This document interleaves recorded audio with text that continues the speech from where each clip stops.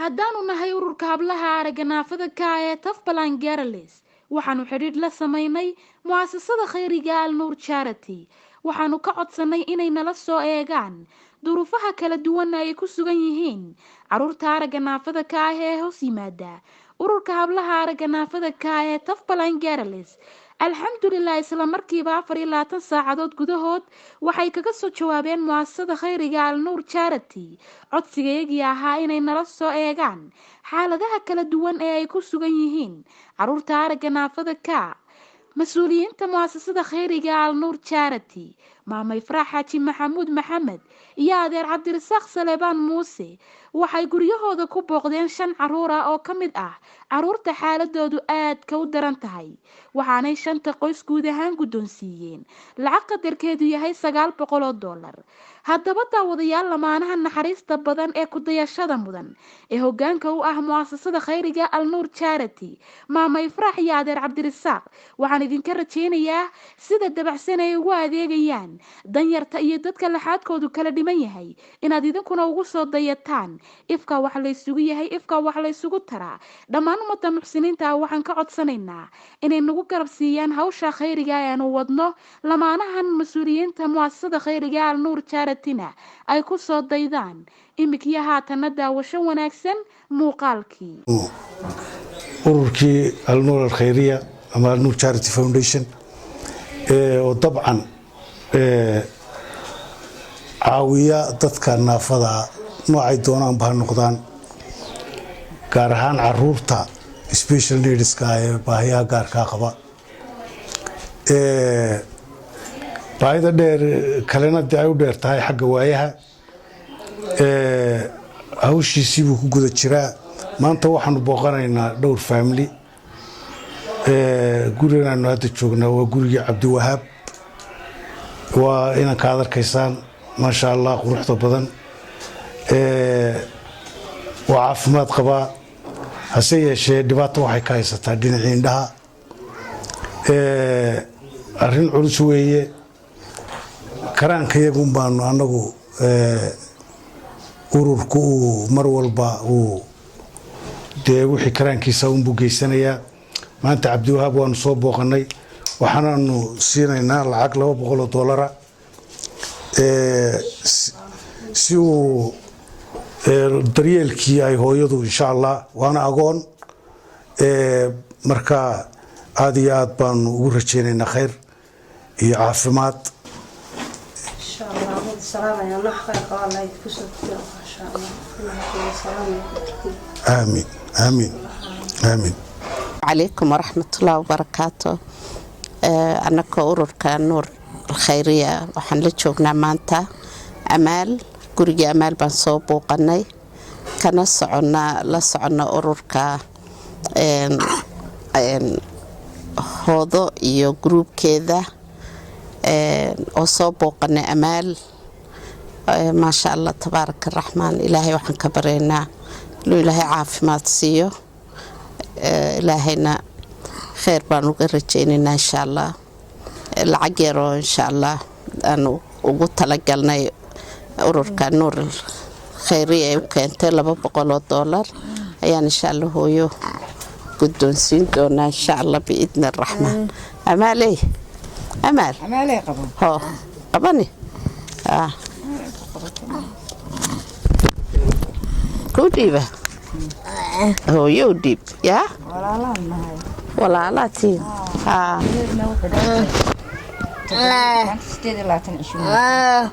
وكل هاد لسه ولا شا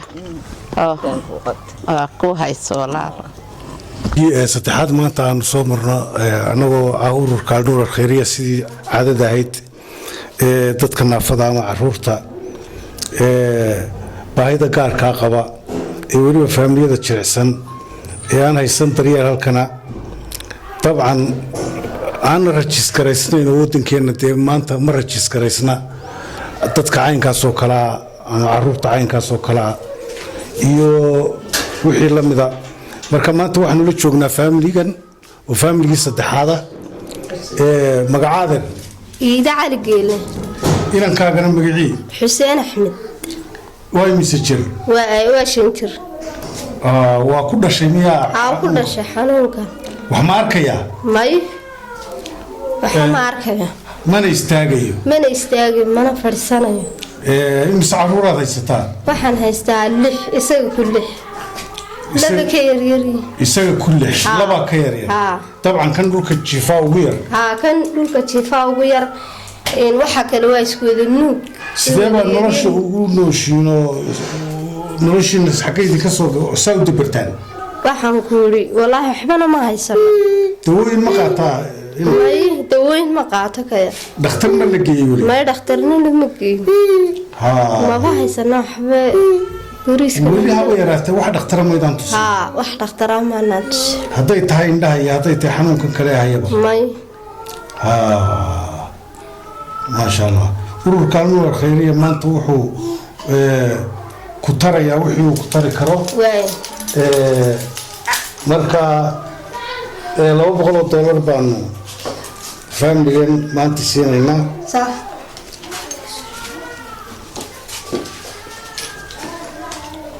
وانا family saddexaad maanta صح طبعا أنا لعبتها قدوسينو هذه نواد ما تسنتين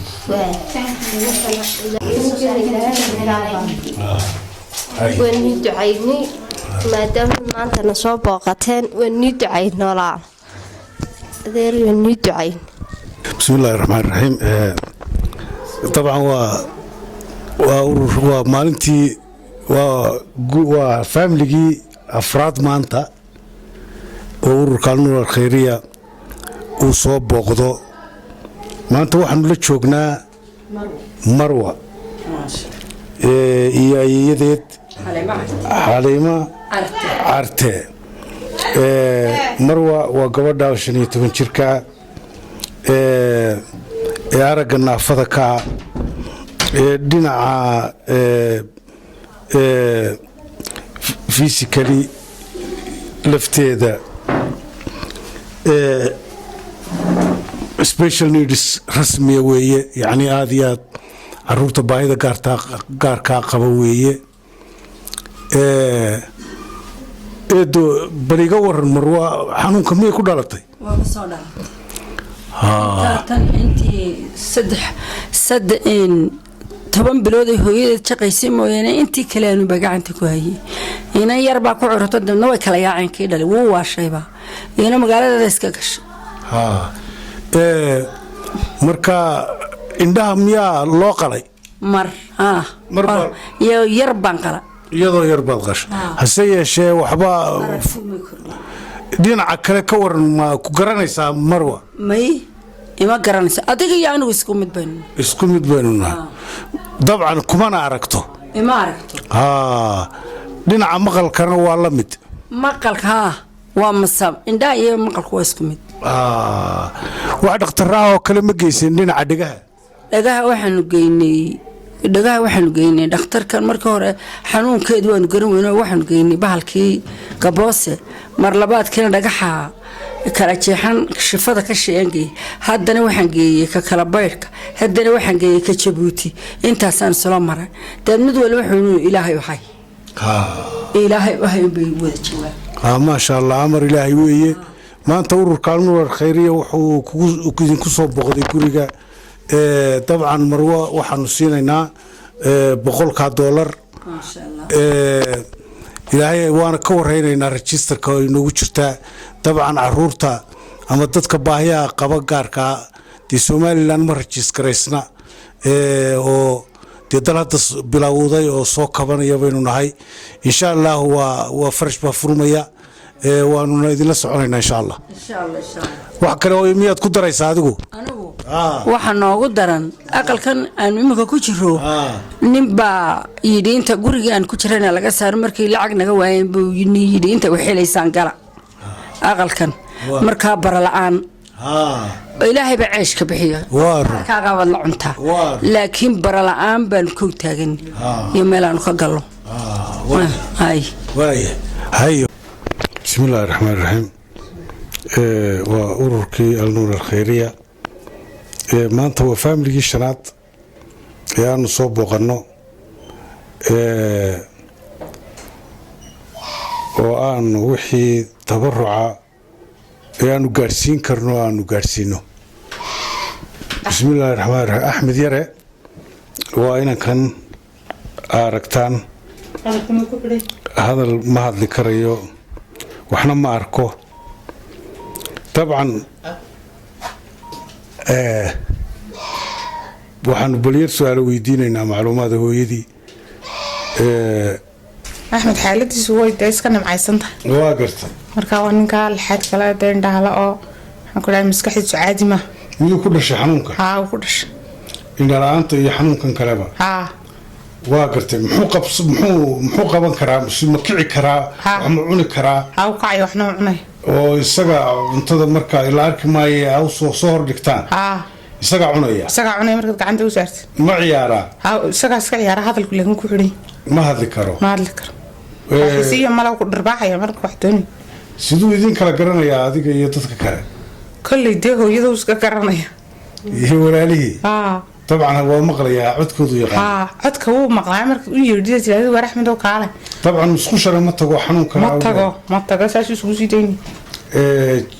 wax xanuun oo kale oo yani xagga يعني wadnaha waxaas miya dhakhtar ma u geysay?